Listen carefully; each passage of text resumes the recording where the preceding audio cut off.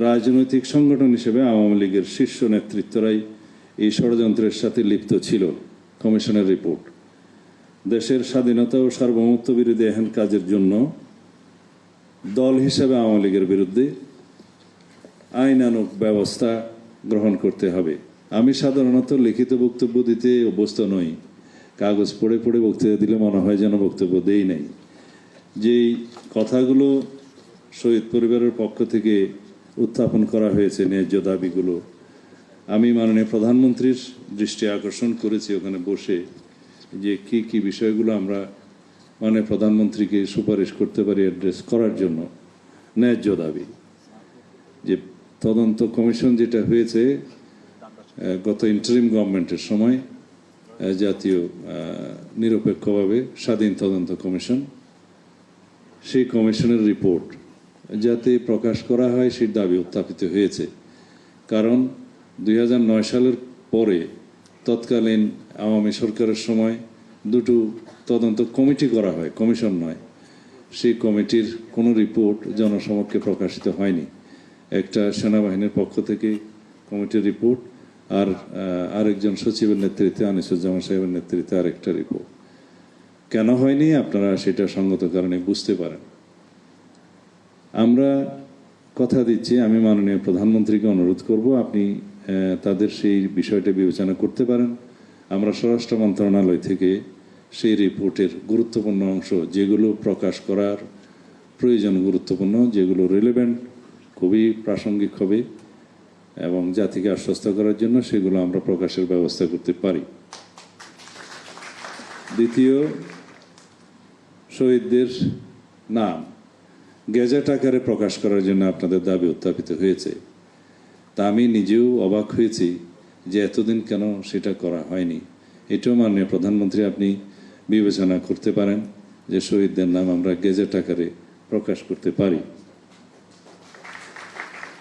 তৃতীয় দাবি যে জাতীয় শহীদ সেনা দিবস, এটা সি ক্যাটাগরি, মানে গ শ্রেণীর দিবস হিসেবে এখন ঘোষণা করা হয়েছে।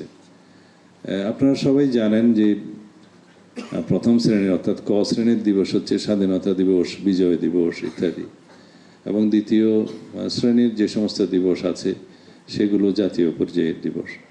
আমরা এটা পরীক্ষা নিরীক্ষা করে এটাকে উন্নীত করা যায় কিনা সেটা মাননীয় প্রধানমন্ত্রীকে রিপোর্ট দেব, তারপরে তিনি সেটা বিবেচনা করবেন কি। আর আপনাদের এখানে দুই একটা জিনিস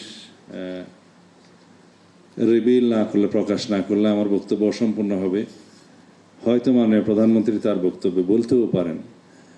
আমি রিপোর্টের 2-1 মিনিটের মধ্যে যে প্রাসঙ্গিক বিষয়গুলো এসছে সেগুলো প্রকাশ করি। রাজনৈতিক সংগঠন হিসেবে আওয়ামী লীগের শীর্ষ নেতৃত্বরাই এই ষড়যন্ত্রের সাথে লিপ্ত ছিল। কমিশনের রিপোর্ট দেশের স্বাধীনতা ও সার্বভৌমত্ব বিরোধী এহেন কাজের জন্য দল হিসেবে আওয়ামী লীগের বিরুদ্ধে আইনানুগ ব্যবস্থা গ্রহণ করতে হবে। হত্যাকারীদের সমর্থনে মিছিল করা থেকে শুরু করে তাদের খাদ্য সরবরাহ করা এবং পালানোর কাজে সহায়তাকারী আওয়ামী লীগের কর্মীবৃন্দ সবাই ষড়যন্ত্রকারী ও হত্যাকারীদের পরিকল্পনা বাস্তবায়নে সকল প্রকার সহায়তা প্রদান করেছে। এই সংক্রান্ত যেসব ভিডিও, ছবি বিভিন্ন সংস্থার কাছে গচ্ছিত আছে সেগুলো পর্যালোচনা করে মিছিলে নেতৃত্ব দানকারীদের শনাক্ত করত, তাদের বিরুদ্ধে আইনানুগ ব্যবস্থা গ্রহণ করার সুপারিশ করা হলো। আমরা সম্পূর্ণ একমত এবং বিচার প্রক্রিয়ায় আওয়ামী লীগকে গণহত্যার জন্য অভিযুক্ত করে যে তদন্তটা চলছে বর্তমানে আইসিটি কোর্টের অধীনে, সেটা 2024-এর গণহত্যার জন্য। কিন্তু এইখানে যে সুপারিশটা করা হয়েছে এই জন্য তদন্ত রিপোর্টের প্রেক্ষিতে কমিশন রিপোর্টটা আমরা বাস্তবায়ন করব ইনশাআল্লাহ। আজকে এর অনুষ্ঠানটা তালি দেওয়ার জন্য নয়, আপনারা দয়া করে তালি দিবেন না। তাপস হত্যা চেষ্টা মামলায় ফাঁসিয়ে অন্যায়ভাবে 5 জন অফিসারকে চাকরিচ্যুত সহ জেল দেওয়া, এই জন্য 5 জন অফিসারের শাস্তি প্রত্যাহার পূর্বক তাদেরকে যথাযোগ্য মর্যাদায় পুনর্বাসন করার সুপারিশ করা হলো তদন্ত কমিশনের রিপোর্ট। এ বিষয়ে আমি জানতে পেরেছি এটা প্রক্রিয়াধীন আছে, সেটা সেনাপ্রধান বলতে পারবেন।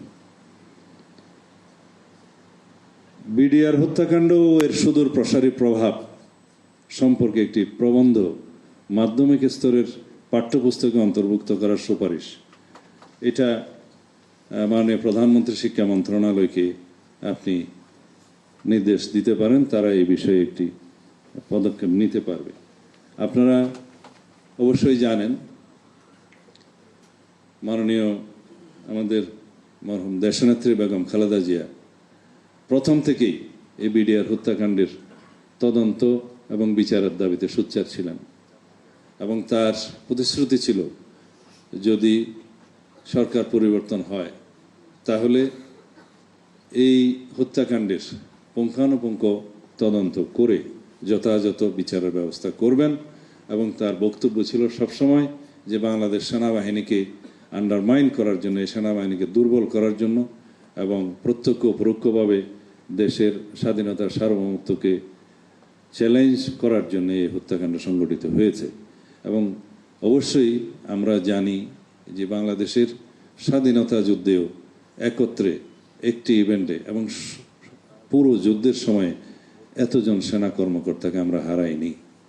সেরকম একটি হত্যাকাণ্ড অবশ্যই বাংলাদেশ বিরোধী একটি ষড়যন্ত্রের অংশ এবং বাংলাদেশের স্বাধীনতা সার্বভৌমত্বকে রক্ষা করতে যেয়ে যারা শহীদ হয়েছেন তাদের প্রতি আমাদের বিনম্র শ্রদ্ধা এবং তাদের আত্মাকে আমরা স্মরণ করব শ্রদ্ধার সাথে। এবং তাদের এই যে অবদান, সেই অবদানকে এই জাতি কখনো ভুলে যাবে না, স্মরণ করবে আজকের দিনের মতো। এবং এই যাত্রা শুরু হলো, আশা করি এমন একটি উদাহরণ আমরা সৃষ্টি করতে পারবো, দৃষ্টান্তমূলক একটা উদাহরণ আমরা সৃষ্টি করতে পারবো স্বচ্ছ বিচার প্রক্রিয়ার মধ্য দিয়ে যথাযথ ব্যবস্থা নিয়ে, যাতে আর কোনো শক্তি, কোনো ষড়যন্ত্রকারী এরকম কোনো পদক্ষেপ নেওয়ার জন্য এই জাতিতে আর কোনোদিন সাহস না করে।